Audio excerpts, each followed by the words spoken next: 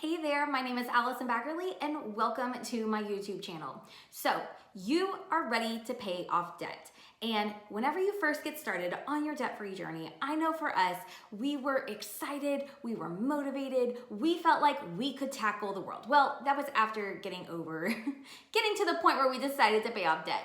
However, we learned firsthand that as you're working on your debt-free journey, there are going to be times when you are ready to give up. Because let's be honest, paying off debt is just hard sometimes.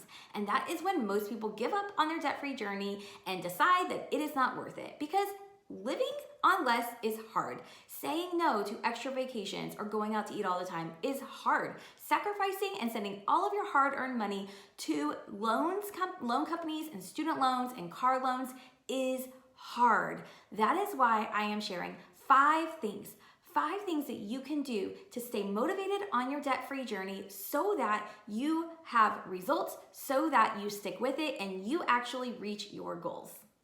The first thing you're gonna wanna do is have a clear vision. I know that you have probably heard this time and time again. However, there is a reason that people always come back to it. Whether you call it your why or your dream, I don't care what you call it as long as you have one.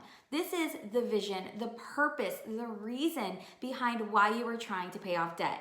Maybe you want to be able to travel without guilt. Maybe you want to be able to retire early. Maybe you want to be able to help your kids pay for college. I don't care what it is, but have it be something that is bigger than yourself, that is bigger than your debt. Because in those moments, whenever you are so sick and tired of sending more money to loan companies and you are ready to just splurge at Target or go out to eat or take an extra trip, then you can look back at your vision and say, you know what? No, having this momentary spending in the moment is not worth sacrificing that reason, that dream, that vision that you have for your future.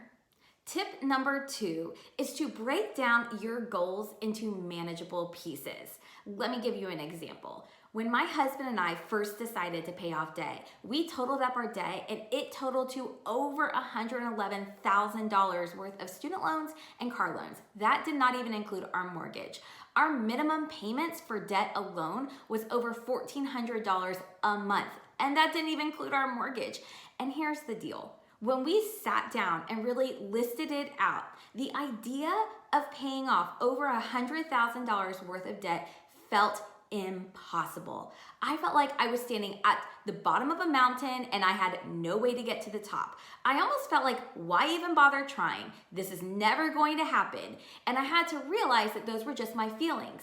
But whenever I could take that number and break it down by year, how much do we want to pay off in a year? Okay, well, if we want to pay off that much, divide it by 12, that's how much we need to pay off in a month.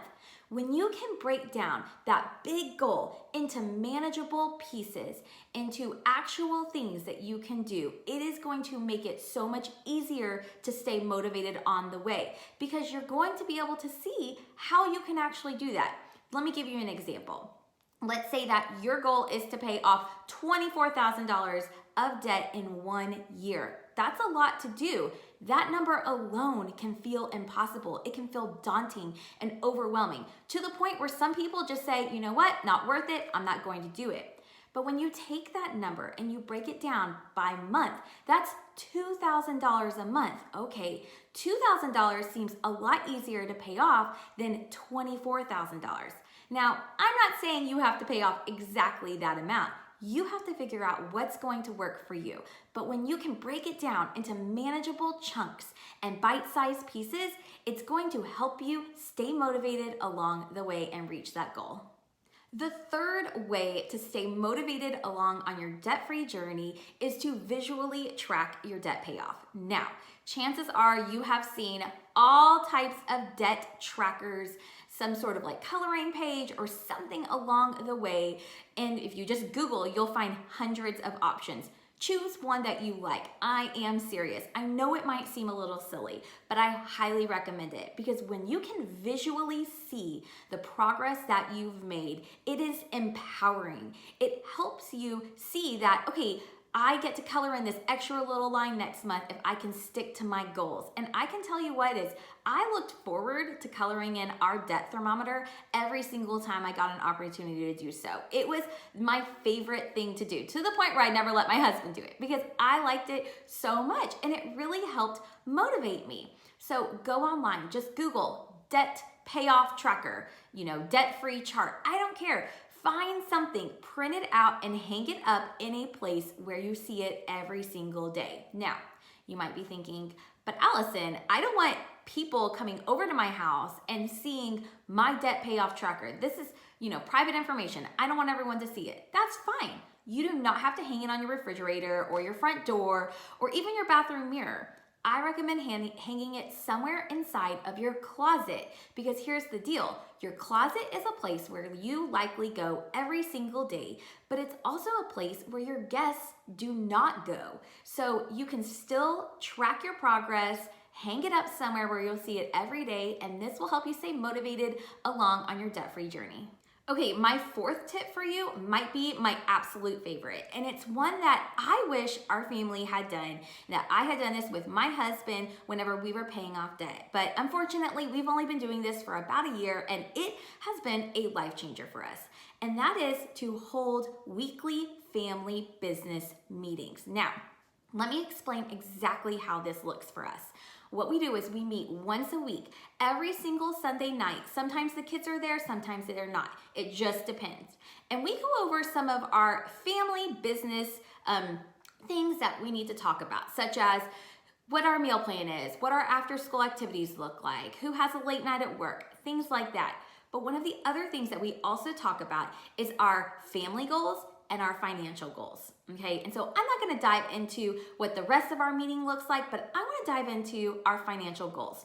This is a place for us to set weekly goals on how much money we wanna spend. Maybe we wanna have a certain amount of no spend days. Maybe we don't wanna buy from Amazon that week. Maybe we're just we're taking that time to look at our budget, track our spending, and really have a conversation about if we're on track to reach our financial goals for the month. So I want you to be doing this with your spouse or your partner or your family. And if you live alone, do it by yourself. Set yourself up a weekly meeting and make it fun. Look back on the progress that you've made. Set goals so that way you can stay motivated on your debt-free journey and actually start getting to the point where you see the light at the end of the tunnel. This may look like being able to color in your debt-free chart. It may look like paying off an extra student loan. It may even just look like setting small goals so that way by the end of the month, you are ready to tackle your next debt. But having these weekly meetings helps everyone be on the same page, know exactly what's going on, and it helps keep you from having any miscommunication or arguments about money in the future. So set up your weekly family business meetings. I recommend doing it once a week. They do not have to take forever. You could even do it over dinner, but make it something that becomes part of your weekly schedule. Okay, last but not least, and certainly probably the weirdest tip I have for you, and one that you might not have heard other places, tip number 5 is to create a separate Instagram account to track your debt payoff. Okay, so I'm not talking about your personal Instagram account that has all your work friends and all your family members and everything like that. I am talking about a completely separate Instagram account where you can share your debt payoff story, you can celebrate, you can post or even follow other people who are paying off their debt and interact with them to help encourage you along the way. Now, you may be thinking, but Allison, I don't want everyone to know my business. I don't want them to know about my finances. That's okay.